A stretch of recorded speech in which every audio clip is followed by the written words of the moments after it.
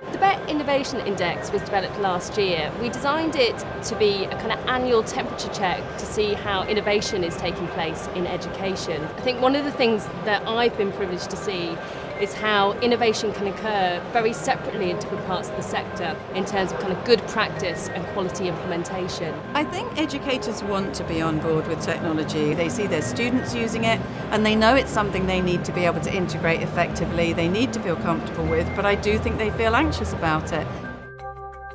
So, one of the things that I think was really interesting was those technologies that were lower cost and usually around kind of curriculum and methods were nearly twice as likely to be adopted than those kind of high investment items. Innovation doesn't necessarily mean it has to be, at the cutting edge of technology. There are lots of ways in which institutions can innovate or think about doing things differently, which do not require high investment in technology or infrastructure.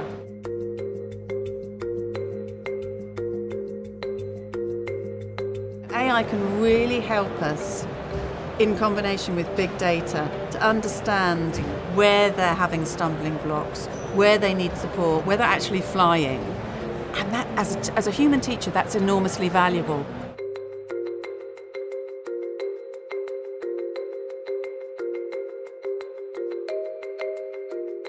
I often think that the things that are most game-changing are quite small.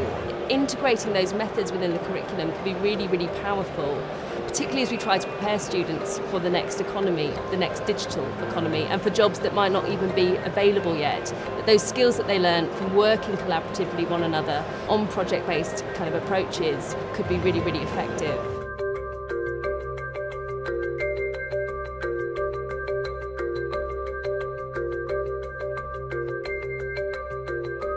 In terms of what we're seeing being kind of entering really the mainstream are things like blended learning and project-based learning. And I think those two things are, really useful to try and help give students the skills they need for tomorrow.